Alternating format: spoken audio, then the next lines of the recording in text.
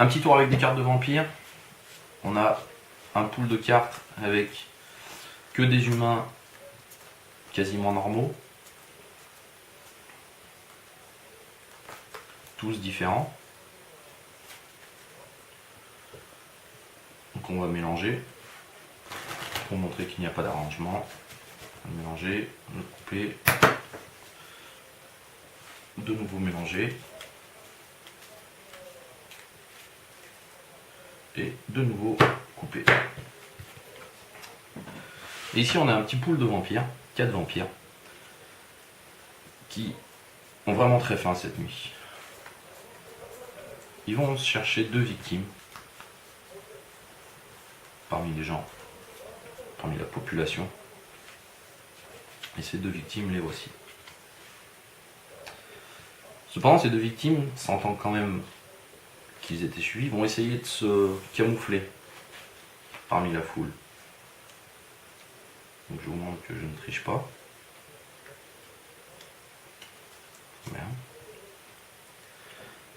Ils vont donc essayer de se perdre complètement au milieu de cette foule.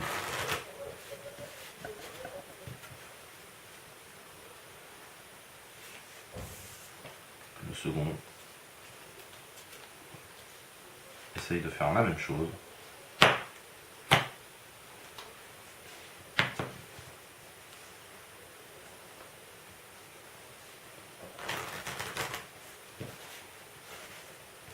Malheureusement, pour eux, les vampires ont un odorat très développé.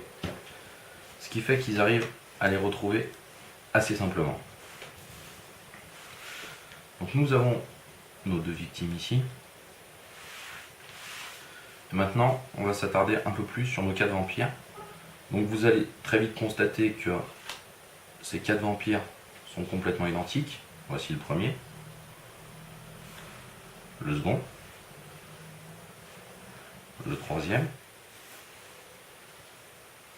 Et le quatrième. Donc nos 4 vampires ont déterminé leur cible et vont donc passer à l'assaut.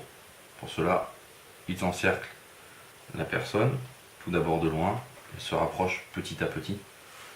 Donc je vous montre que je ne triche pas, que la carte humaine est bien parmi les vampires.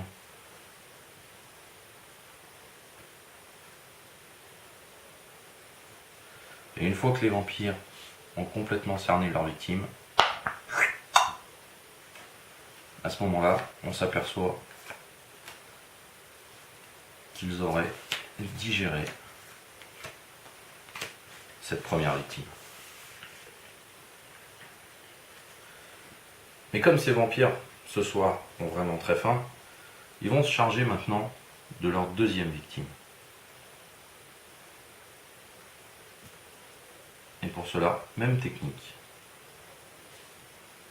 Ils l'encerclent. Et une fois qu'ils l'ont complètement encerclé,